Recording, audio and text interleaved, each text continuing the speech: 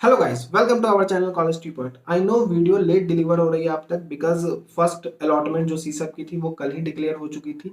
But हम जो wait कर रहे थे वो कट ऑफ का वेट कर रहे थे कि अगर कट ऑफ डिस्प्ले कर दिया जाता तो एक सॉलिड कंटेंट आप तक हम डिलीवर कर सकते थे।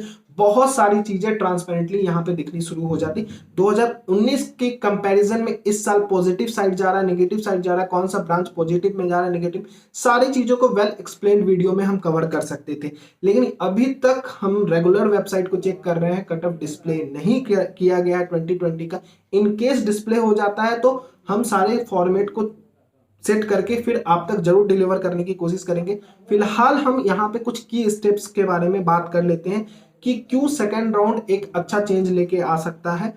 देखो यार, क्या था कि जोसा में अभी तक क्या था कि फिफ्थ राउंड तक विड्रॉल का सिस्टम पहले लाया गया कि फिफ्थ राउंड तक ही ले सकते, फिर एक अचानक से नोटिफिकेशन आया कि सिक्स्थ राउंड में भी विड्रॉल आपको देखने को मिलेगा, फर्दर आप विड्रॉल ले सकते हो। तो अभी तक एक्चुअल विड्रॉल का मीनिंग कुछ भी नहीं रह गया था। यहाँ पे तीन टाइप के कैंडिडेट लाई कर रहे होंगे सीसब राउंड वन में।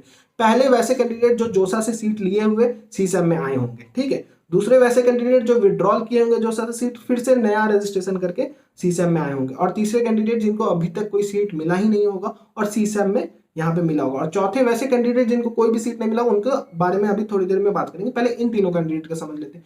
तीनों को अगर हम इंक्लूड करें तो फाइनल जो विड्रॉल का ऑप्शन आपको देखने को मिल रहा है वो इसी राउंड में देखने को मिल रहा है, ठीक है। तो जो भी मल्टीपल ऑप्शंस क्रिएट करके बैठे होंगे, लेट करो एलएमएनआईटी में उनको मिला हुआ होगा ब्रांच या फिर बिटसेट में मिला हुआ होगा, और फाइनल वो सीसएम में भी चेक करना चाह रहे होंगे कि उनका डिजायर ब्रांच और डिजायर कॉलेज मिल सकता है या नहीं मिल सकता है। तो यहाँ पे अब उनका डिसीजन मेकिंग फाइनल होगा, क्योंकि अगर वो आगे बढ़ते हैं तो उनको भी ये खासा पता है कि अगले राउंड में कोई भी सीट अगर उनको मिलता है या फिर इस राउंड में सीट मिला हुआ एक्सेप्ट करके आगे बढ़ रहे हैं, वो सरेंडर नहीं कर रहे हैं अपने सीट को, तो कोई भी रिफंड नहीं किया जाएगा। फाइनली जो मीनिंग विड्रॉल का एक्चुअल होता है वो यहीं तक है, ठीक है। अगले राउंड में आपके पूरे के पूरे पैसे डूब जाएंगे, आइदर 75,000 कह ले या फिर 37,000 कह ले। 2,000 तो सबका कटना है तो 35,000 कह ले यहाँ पे, ठीक है। तो ये पैसे आपको रिफंड नहीं होने वाले हैं। तो यहां से क्या होगा कि बहुत लोग अपना डिसीजन स्टार्ट कर देंगे लेना। ऐसे कैंडिडेट जिनको अगले साल ड्रॉप लेके अगले साल अपना देखना है, वो सीसएम में ट्राई कर रहे हैं, देखते हैं कहीं फर्स्ट राउंड तक वो एक्सपेक्टेड कॉलेज मिल जाए, अदरवाइज हम विड्रॉल ले लेंगे। वैसे भी कैंडिडेट वहां से लेंगे विड्रॉल।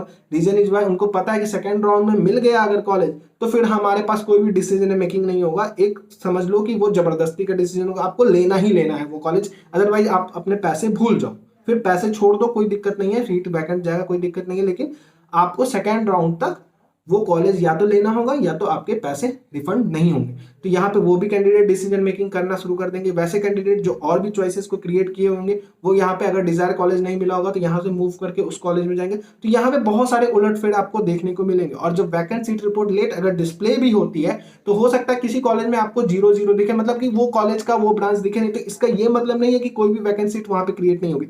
आप इस बात को हमेशा समझ लेना कि वहां पे दिखता है कि कितने बच्चों ने छोड़ा, लेकिन कितने बच्चे अपग्रेड पे जा रहे हैं ये चीज नहीं दिखता। लेट करो कि उसके ऊपर की कॉलेज खाली होगी और वहां से वो बच्चा वहां पे मूव करेगा उसके ऊपर के कॉलेज में, तो यहां से फिर वैकेंट होगी। तो ये पूरा का पूरा सफल्ड होता है, ठीक है। चीजें आप ये प्रिडिक्ट ही नहीं कर सकते हो कि किस कॉलेज में कितना वैकेंसी जा सकता है। ये टेंटेटिव वैकेंसीज का मतलब ही यही होता है कि अभी तक कितने बच्चों ने विड्रॉल किया। फिर अपग्रेडेशन के बाद जब एक बार साइकिल घूमता है तो जो कॉलेज में वैकेंट सीट नहीं है वहां पे भी बच्चों को वो कॉलेज मिल सकता है। ऐसा नहीं है कि वो कॉलेज नहीं दिख रहा है आपका या ब्रांच नहीं दिख रहा है तो वो सीट आपको नहीं मिल पाएगा, ठीक है। तो ये कंप्लीटली सफल होता है।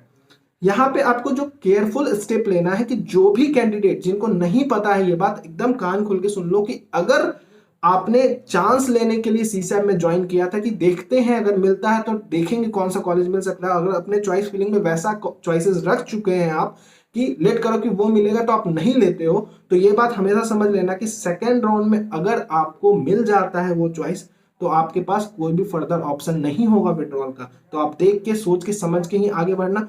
और जो कैंडिडेट जिनको कोई भी सीट नहीं मिला अभी तक, वो भी ये बात समझ लो कि सेकेंड राउंड में सीसैब के सेकेंड राउंड में अगर आपको सीट मिलता है तो ऐसा नहीं है कि आप फिर वहां पे आपको फर्स्ट में नहीं मिला तो सेकेंड में आप विड्रॉल ले सकते हो। वो भी कैंडिडेट जो सीट मिला हुआ है आप या तो वो सीट को फिर से पे करके एक्सेप्ट करो, वो जो 38,000 या 18,000 एससी के लिए जो है वो पे करके, या फिर 35,000 छोड़ के वहां से आप निकल जाओ, ठीक है।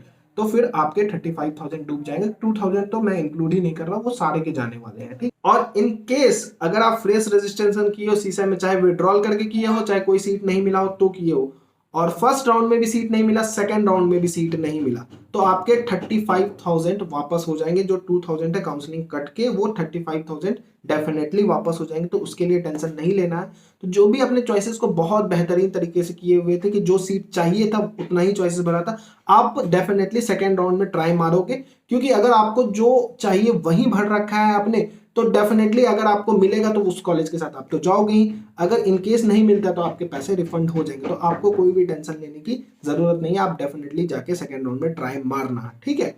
तो आपको जो केयरफुल स्टेप लेना है वो यही लेना है कि अपने डिसीजन मेकिंग को इस राउंड में एकदम सॉलिड रखना है। चाहिए तो ही आगे बढ़ो, नहीं चाहिए तो यहां से विड्रॉल लो, क्योंकि फर्दर आपको विड्रॉल देखने को नहीं मिलेगा और एक बड़ा पे बैक करना पड़ जाएगा। 35,000 या 75,000 अमाउंट कोई छोटा अमाउंट नहीं होता है, ठीक है। तो इन चीजों को, सारी चीजों को समझने के बाद आप फर्दर आगे बढ़ोगे सीसैट राउंड में। और यहाँ पे एक बात और, अगर कट ऑफ डिस्प्ले कर दिया जाता है तो हम कोशिश करेंगे जल्द से जल्द आप तक वीडियो डिलीवर कर पाए। हालांकि काफी लेट हो चुका है, अभी तक कट ऑफ नहीं आया है, और कल के बाद अगर कट ऑफ निकाला जाता है तो उसका कोई मीनिंग भी नहीं रह जाता, कि ऑलरेडी जब तक कंपैरिजन वीडियो आएगा तब तक आपका कट ऑफ भी डिस्प्ले कर दिया जाएगा, मतलब जो अलॉटमेंट है वो भी डिस्प्ले कर दिया जाएगा। तो आई होप कि जल्द से जल्द कट ऑफ आए और हम आप तक जल्द से जल्द वीडियो लेके आ पाए।